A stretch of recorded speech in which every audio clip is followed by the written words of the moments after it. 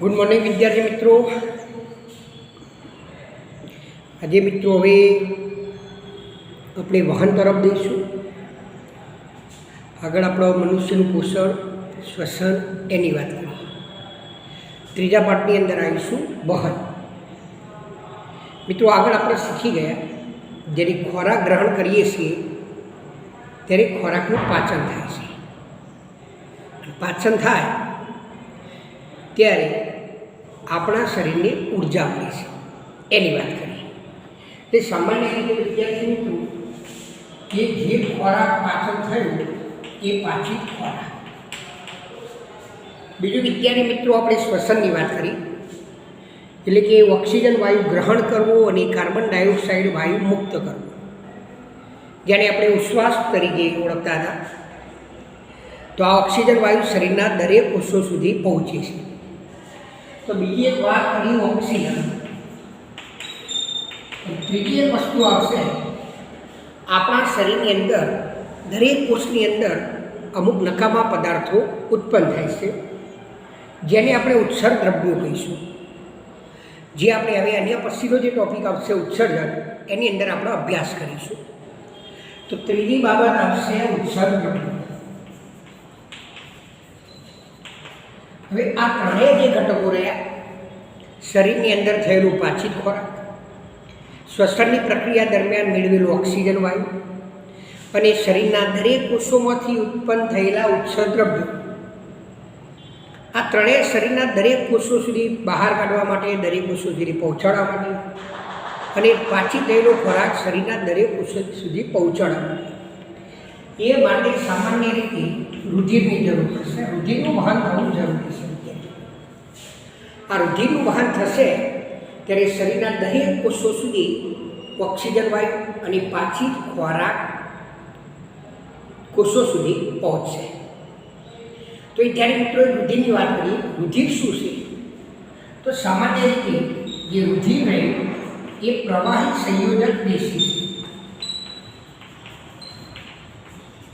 પ્રવાહી સંયોજક પેશી કેમ પ્રવાહી સંયોજક? કારણ કે એનું જે પ્રવાહી માધ્યમ તરીકે ઓળખાય છે એ માટે એની અંદર રુધિર રસ હોય છે। તો રુધિર રસ પ્રવાહી માધ્યમ તરીકે ઓળખાય છે। રુધિર રસને સામાન્ય રીતે આપણે પ્લાઝમા કહીશું। શું કહીશું વિદ્યાર્થી મિત્રો? પ્લાઝમા તરીકે ઓળખાય। ત્રીજી બાબત, કદાચ પરીક્ષા પ્રશ્ન પૂછાય કે રુધિરના ગુણધર્મો જણાવો। ત્રીજી બાબત, આ રુધિર રસની અંદર જે કોષો હોય છે એ નિલંબિત થયેલા હોય, એ સ્થાયી થયેલા હોય, નિલંબિત થયેલા। ચોથી બાબત, ખોરાક, કાર્બન ડાયોક્સાઇડ, ઓક્સિજન, નાઇટ્રોજનયુક્ત ઉત્સર્ગ દ્રવ્યો, નાઇટ્રોજનયુક્ત ઉત્સર્ગ દ્રવ્યો, કેટલાક ખનિજ ક્ષારો, આ બધાનું વહન કોના દ્વારા થાય છે? રુધિર દ્વારા। એ સામાન્ય રીતે આપણા શરીરની અંદર રક્તકણો હોય છે જેને આરબીસી તરીકે ઓળખીએ છીએ, રેડ બ્લડ સેલ। તો આવા રક્તકણો રહ્યા એ સામાન્ય રીતે આપણા ઓક્સિજનને દરેક કોષો સુધી પહોંચાડવાનું માટે એનું વહન કરે છે। તો આ રીતે આ રુધિર શરીરના દરેક કોષો સુધી પહોંચે। પરંતુ વિદ્યાર્થી મિત્રો રુધિર કઈ રીતે આપોઆપ વહન કરશે? ના, તો એ માટે આપણા શરીરની અંદર એક પંપ જોઈશે કે જે પંપ દ્વારા રુધિરને ધકેલવાનો પ્રયત્ન કરશે। તો આવું પંપ દ્વારા જે કાર્ય કરશે એ સામાન્ય રીતે આપણા શરીરની અંદર એક એવી રચના હોય છે કે રુધિરને બધી પેશીઓ સુધી, અંગો સુધી, નલિકાઓ સુધી, વાહિનીઓ સુધી પહોંચાડવા માટે આપણા શરીરની અંદર એક પંપની રચના હોય છે। આવો જે પંપ છે એ સામાન્ય રીતે આપણા મનુષ્યનું હૃદય તરીકે ઓળખીએ છીએ। તો મિત્રો પરીક્ષાની અંદર ખૂબ અગત્યનો ટોપિક મનુષ્યનું હૃદય। તો ખ્યાલ આવી ગયો વિદ્યાર્થી મિત્રો? તો રુધિરના લક્ષણો હતા, ગુણધર્મો હતા, 2 ગુણમાં પૂછાય તો દોસ્તો તમે લખી શકો। ત્યારબાદ હવે અગત્યનો ટોપિક આવશે મનુષ્યનું હૃદય। વિદ્યાર્થી મિત્રો મનુષ્યનું હૃદય આપણે બધા જ જાણીએ છીએ કે હૃદય શરીરનું એક મહત્ત્વનું અંગ છે વિદ્યાર્થી મિત્રો. તો સામાન્ય રીતે હૃદય જે રહ્યું એ સ્નાયુક અંગ છે, સ્નાયુક અંગ છે. એનું કદ જે રહ્યું એક મુઠ્ઠીમાં સમાય, મુઠ્ઠીને ખોલી દો, પકડો તો મુઠ્ઠીમાં સમાય એવું એમનું કદ હશે. એનું કદ કેવું હશે? મુઠ્ઠી જેવું. બરાબર. એ વિદ્યાર્થી મિત્રો સામાન્ય રીતે એની રચનાની વાત કરીએ તો સામાન્ય રીતે મનુષ્યની અંદર જ્યારે રુધિર વહન કરશે ત્યારે ઓક્સિજનયુક્ત અને કાર્બન ડાયોક્સાઇડ યુક્ત આ બંને રુધિર એકબીજાની અંદર પસાર ના થાય, પ્રવેશ ના પામે એ માટે એની વચ્ચે પડદાની વ્યવસ્થા કરેલી હોય છે. અને મનુષ્યનું જે હૃદય રહ્યું એ સામાન્ય રીતે 4 ખંડોનું બનેલું છે. પરીક્ષા પ્રશ્ન પૂછાય કે મનુષ્યનું હૃદય કેટલા ખંડોનું બનેલું છે? 4 ખંડો. આપણે એ સમજવાનો પ્રયત્ન કરીએ. દાખલા તરીકે અહીંયા ડાબું કર્ણક, અહીંયા જમણું કર્ણક, ડાબું ક્ષેપક અને જમણું છે. હવે તરીકે તો ખ્યાલ આવી ગયો છે. આપણું હૃદય હંમેશા ડાબી બાજુએ છાતીની વચ્ચેના ભાગમાં સેટ ડાબી બાજુએ આવેલું હોય છે. અહીંયા તમે જોજો ડાબી બાજુએ તો હૃદયના પલ્સ, ધબકારા તમને સંભળાશે વિદ્યાર્થી. સામાન્ય રીતે તંદુરસ્ત વ્યક્તિ હોય, વિશેષ જાણકારી આપું, તંદુરસ્ત વ્યક્તિ હોય એના માનવ હૃદયના ધબકારા પ્રતિ મિનિટ 72 હોવા જોઈએ. 72 થી 75 એવરેજ. બરાબર. તો એ તંદુરસ્ત વ્યક્તિ. તો હૃદયના પલ્સ છે. બરાબર. હવે દોસ્તો એ ખાલી સમજી ગયા. એક વધારે આપણા જે શરીર રહ્યું એની અંદર ફેફસો હોય છે. ફેફસોની અંદર સૌ પ્રથમ રુધિર પ્રવેશ કરશે. આ જે ફેફસો રહ્યા એની અંદરથી ઓક્સિજનયુક્ત રુધિર અહીંયા હૃદયમાં આવશે. કયો આવશે? હૃદયમાં આવી ગયું વિદ્યાર્થી. આ હૃદયની અંદરથી ઓક્સિજનયુક્ત રુધિર શરીરના અંગોમાં આવશે. શરીરના અંગો, શરીરના અંગોમાંથી કાર્બન ડાયોક્સાઇડ યુક્ત રુધિર પાછું ક્યાં આવશે? હૃદય. હૃદયમાંથી પાસે CO2 યુક્ત રુધિર ક્યાં આવશે વિદ્યાર્થી મિત્રો? ફેફસુ. આ રીતે સતત વહન કર્યા કરશે. એક સમજૂતી આપીએ તો અહીંયા વિદ્યાર્થી મિત્રો જો હૃદયની વાત કરીએ ખ્યાલ આવી ગયો ને. સૌ પ્રથમ રુધિર ફેફસોની અંદરથી ઓક્સિજનયુક્ત રુધિર લઈ કયો લઈ જશે? હૃદયમાં. હૃદયમાંથી ઓક્સિજનયુક્ત રુધિર કયો જશે? શરીરના અંગોમાં. એ શરીરના અંગોમાંથી જે કાર્બન ડાયોક્સાઇડ યુક્ત રુધિર જે એનું વહન થશે એ સામાન્ય રીતે પાછું કયો આવશે? હૃદયમાં. હૃદયમાંથી ફરે પાછું કયો આવશે? ફેફસું. તો સામાન્ય રીતે મિત્રો હૃદયની અંદર પણ આવું થશે. અહીંયા દાખલા તરીકે ફેફસો, ફેફસોમાંથી ઓક્સિજનયુક્ત જે રુધિર હોય છે એ ડાબા કર્ણકમાં હોય છે. મનુષ્યના હૃદયના કેટલા ખંડો વાત કરી જ છે. એ ડાબા કર્ણકમાંથી જ્યારે રુધિર એ ડાયરેક્ટ આવશે ડાબા ક્ષેપકમાં આવશે. કયો આવશે વિદ્યાર્થી મિત્રો? ડાબા ક્ષેપકમાં. હવે ડાબું કર્ણક રહી એ સંકોચન પામશે, શીખી જશે. એમાંથી જ્યારે રુધિર આવશે એટલે ડાબા એના ક્ષેપકો પહોંચાડવાનું, એટલે ટૂંકો મારવું, એટલે બહુ દવા નહીં કરવી. એટલે આગળ જશે ત્યારે ડાબું ક્ષેપક પાછું શિથિલી પામશે અને પેલું ડાબું કર્ણક રહ્યું એ શું પામશે? સંકોચ. માટે કહ્યું ડાબા કર્ણકની જે દિવાલ હોય છે એ કેવી હોય છે? પાતળી. કેમ? એના ત્યાંથી રુધિર ડાબા ક્ષેપકમાં પહોંચાડવા માટેનો જે રસ્તો હોય એ ટૂંકો. ડાબા ક્ષેપકની દિવાલો કેવી છે? જાડી. કેમ વિદ્યાર્થી? તો ડાબા ક્ષેપકમાંથી જે રુધિર રહ્યું એ સામાન્ય રીતે શરીરના અંગો સુધી પહોંચાડવા માટે એનો પ્રયત્ન કરવો પડે એટલે ધક્કો મારવો પડે. માટે ડાબા ક્ષેપકની દિવાલો કેવી હોય છે? જાડી. હવે શરીરના અંગોમાંથી આવેલું જે રુધિર છે એ સામાન્ય રીતે કયો આવશે? જમણા કર્ણક. જમણા કર્ણકની પાસે જે દિવાલો રહી એ પાસે કેવી છે? પાતળી. એ શીખી આવશે. જમણા કર્ણકમાંથી પાછું રુધિર કયો આવશે? જમણા ક્ષેપકમાં. એ જમણા ક્ષેપકમાં એ સંકોચન પામશે, શીખી પામશે. કર્ણક રહ્યું એ સંકોચન પામશે એટલે દબાશે એટલે પ્રેશરથી આગળ વધશે. હવે જમણા ક્ષેપકમાં પાસે એની દિવાલો કેવી હોય છે? જાડી હોય છે. પણ એના પરિણામે આ જમણા ક્ષેપકમાંથી જે પાછું રુધિર રહ્યું એ પાછું કયો આવી જશે? ફેફસું. એટલે ખ્યાલ આવી ગયો. આખો એક ડાયાગ્રામ આ રીતે એનું વહન થાય છે. બીજી એક બાબત, ડાબા કર્ણક અને ડાબું ક્ષેપક જે રહ્યું આ બંને વચ્ચે દ્વિદળવાળો હોય છે. પરીક્ષા પ્રશ્ન પૂછાય, ડાબું કર્ણક અને ડાબા ક્ષેપક વચ્ચે દ્વિદળવાળો હોય છે, જ્યારે જમણા કર્ણક અને જમણા ક્ષેપક વચ્ચે વિદ્યાર્થી મિત્રો કયો વાલ્વ હોય છે? ત્રિદળવાળો. પરીક્ષા પ્રશ્ન પૂછાય કે ડાબા કર્ણક અને ડાબા ક્ષેપક વચ્ચે કયો વાલ્વ હોય? તો આપણે યાદ રાખવાની ટેકનિક આપો. ડાબું કેટલા શબ્દો થયા? 2. તો એની વચ્ચે કયો વાલ્વ હોય? દ્વિ એટલે 2. ખ્યાલ આવી ગયો. જમણું કેટલા શબ્દો થયા? 3. તો ત્રિ એટલે પણ કેટલા? 3. તો આ રીતે યાદ રાખશો તો પરીક્ષામાં કોઈ પ્રોબ્લેમ નડશે નહીં. કેમ આવા વાલ્વ હોય છે? તો સામાન્ય રીતે ડાબા કર્ણક અને ડાબા ક્ષેપક, જમણા કર્ણક અને જમણા ક્ષેપક વચ્ચે ઓક્સિજનયુક્ત રુધિર અને કાર્બન ડાયોક્સાઇડ યુક્ત રુધિર એકબીજાની અંદર મિશ્ર થતું નથી, એટલે એને અટકાવવાનું શું કરશે? પ્રયત્ન કરશે. તો વિદ્યાર્થી મિત્રો આ જે વાત કરી એ માનવના હૃદયમાં થતા રુધિરનું વહન. આવી રીતે સામાન્ય રીતે બીજું આવશે, ફેફસામાં ઓક્સિજનનો રુધિરમાં પ્રવેશ. બીજો જોજો, ફેફસામાં ઓક્સિજનનો ફેફસામાં ઓક્સિજનનો રુધિરમાં પ્રવેશ. ફેફસામાં ઓક્સિજનનો કઈ રીતે વધે?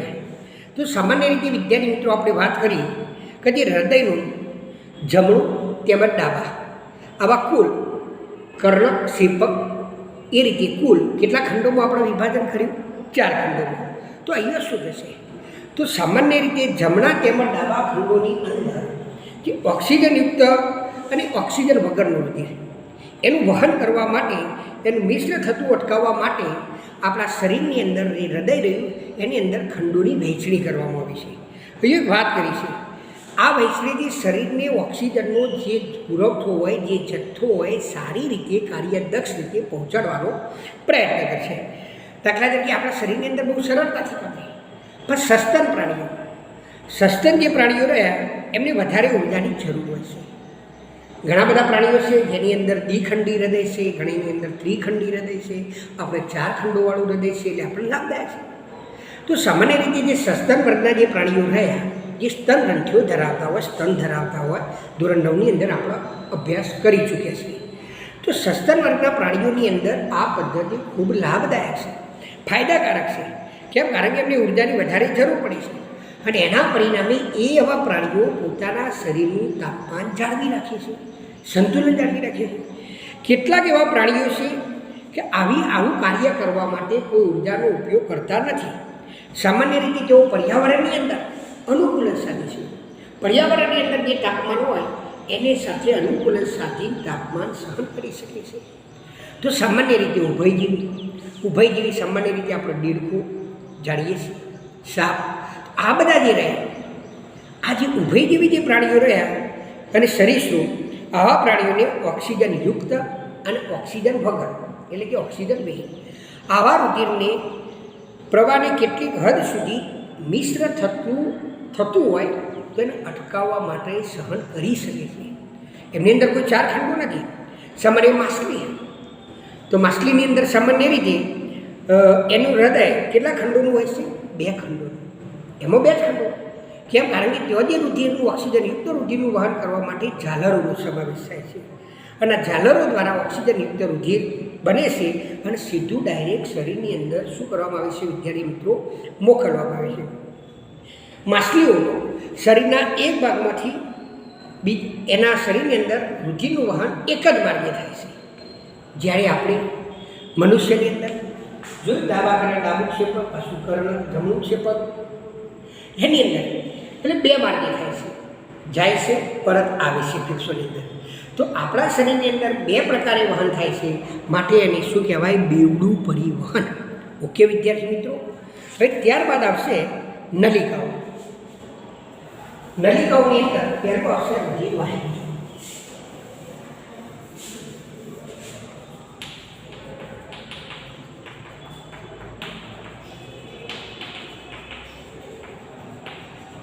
સામાન્ય રીતે આ રુધિર વાહિનીની વાત કરીએ તો આપણે સામાન્ય રીતે એના બે પ્રકાર, ધમની અને બીજું શિરા.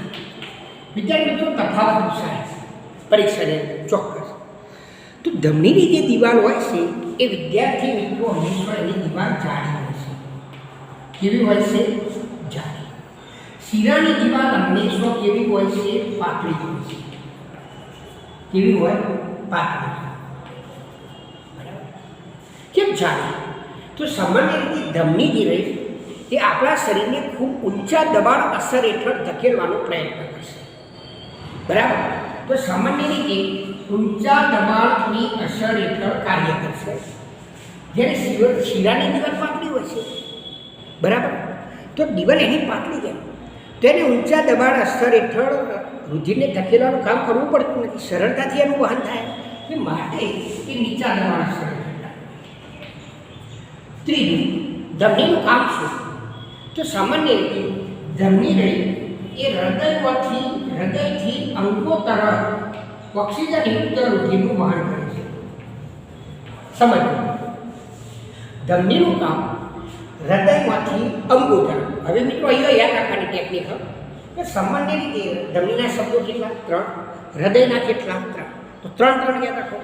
તો હૃદયથી અંગો તરફ ઓક્સિજનયુક્ત રુધિરનું વહન કોણ કરીએ? ધમની. એનું અંગોથી હૃદય તરફ રુધિરનું જે વહન કરશે એ કોણ કરશે વિદ્યાર્થી મિત્રો? શિરા. બરાબર. તો એની અંદર કેટલા શબ્દો? 2. શિરા તો અંગો પણ કેટલા? 2. હવે મિત્રો શું થશે અહીંયા? એની દિવાલ જાડી, પર્યાપ્ત, એ બધી વાતો કરી. સ્થિતિ સામાન્ય રીતે આવી જે ધમનીઓ રહી એની અંદર એવું કહ્યું કે કોઈ પણ અંગ કે પેશી સુધી પહોંચીને ધમનીઓ રહી એ નાની નાની વાહિકાઓમાં વિભાજિત થાય છે. પણ વિભાજિત થઈ અને ડાયરેક્ટ આપણા જે શરીરના કોષો હોય એ કોષો સાથે ડાયરેક્ટ રુધિરના શું આવે છે? સંપર્કમાં આવે છે. અને સૌથી નાની નાની વાહિનીઓ રહી એ કેશિકાઓ છેલ્લે આપણા માથા જેટલી બિલકુલ એના માઇક્રોનની અંદર એની પેલી એ હોય જાડાઈ. તો સામાન્ય રીતે નાની નાની કેશિકાઓમાં વિભાજિત થાય અને એની દિવાલ પાતળી બનાવે છે. આવી પાછી કેશિકાઓમાં વિભાજિત થઈ એ પાછી ભેગી થઈ અને એમાંથી શું બનાવે છે? શિરા. એટલે આખો રોટેશન ક્રમ હોય વિદ્યાર્થી મિત્રો. બીજી એક બાબત આવશે ત્રાકકણો. ત્રાકકણો દ્વારા રુધિર વાહિની ધમની, શિરા. બીજો એક મુદ્દો આવશે ત્રાકકણો, પ્લેટલેટ્સ કહીએ છીએ. બીજો મુદ્દો ત્રાકકણો. સામાન્ય રીતે મિત્રો આપણા શરીરની અંદર કોઈ પણ ભાગમાં કદાચ કોઈ વાગી જાય તો આપણને ઈજા થાય છે. તો ત્યાં રુધિરનું વહન થાય છે અને ઓક્સિજનયુક્ત રુધિરનું વહન થાય. તો આ રુધિરને અટકાવવા માટે, જામી દેવા માટે ત્યાં આગળ કોણ કામ કરે? તો સામાન્ય રીતે ત્રાકકણો. અને પ્રાઇમરી ધોરણની વિજ્ઞાનની અંદર આપણે એક વૈજ્ઞાનિક કારણ આપતું હતું. ત્રાકકણો આપણા શરીરના સૈનિકો ગણવામાં આવે છે. આવતું હતું વિદ્યાર્થી મિત્રો, કદાચ કોઈ બી યાદ હશે. તો જ્યારે આપણે ઘાયલ થઈએ છીએ, કોઈ ભાગમાં ઈજા થાય છે, નુકસાન પહોંચે છે, ત્યારે રુધિરનું શું થાય છે? સ્ત્રાવ થાય છે. અને રુધિરનો વધારે પ્રમાણમાં જો સ્ત્રાવ થાય તો શરીરનું નુકસાન થાય. એટલે આ સ્ત્રાવ ઘટાડવા માટે રુધિરમાં ઊંચા દબાણની અસર હેઠળ પમ્પિંગની પ્રણાલી દ્વારા એમની કાર્યક્ષમતાની ઉણપ આવે એ રોકવા માટે રુધિરમાં સામાન્ય રીતે ત્રાકકણો, પ્લેટલેટ, જેને ઇંગ્લિશમાં થ્રોમ્બોસાઇટ્સ તરીકે ઓળખવામાં આવે છે, જે આપણા શરીરની અંદર સંપૂર્ણ શું કરે છે? પરિવહન. રુધિર સ્ત્રાવનું જે સ્ત્રાવ થતો હોય ત્યાં આગળ રુધિરનું જમાવટ કરી એ રુધિર વહનનો માર્ગ અટકાવવાનો પ્રયત્ન કરે. તો આ ત્રાકકણોનું કામ. અને ત્રીજું આવશે લસિકા. ખૂબ અગત્યનો ટોપિક. લસિકા એટલે શું? ખૂબ અગત્યનો પ્રશ્ન. મોસ્ટ ટાઈમલી 2 ગુણમાં પૂછાય. તેના કાર્યો જણાવો. લસિકા તો સામાન્ય રીતે આપણા શરીરની અંદર જ્યારે વહનની પ્રક્રિયા થાય, રુધિરનું વહન થાય તો એને વહન તંત્ર કહીએ છીએ. તો લસિકા દ્વારા જ્યારે આપણા શરીરની અંદર રુધિરનું વહન થાય એને વિદ્યાર્થી મિત્રો એક પ્રકારનું પ્રવાહી છે જેને આપણે લસિકા તંત્ર કહીએ છીએ.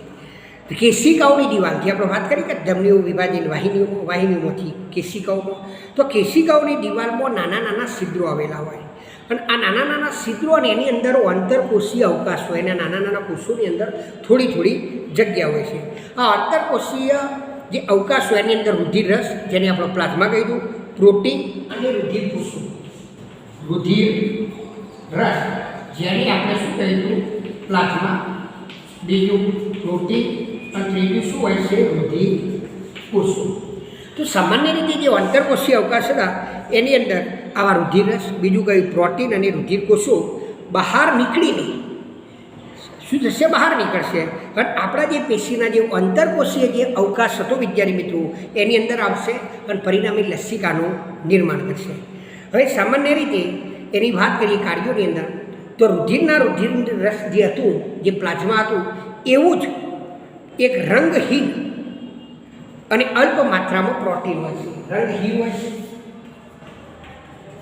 બીજું એની અંદર વિદ્યાર્થી મિત્રો શું હોય છે, પ્રોટીન હોય છે. ત્રીજું એ સામાન્ય રીતે લસિકા જે રહી એ આંતરકોષીય અવકાશની અંદર વાહિકા બનાવે છે.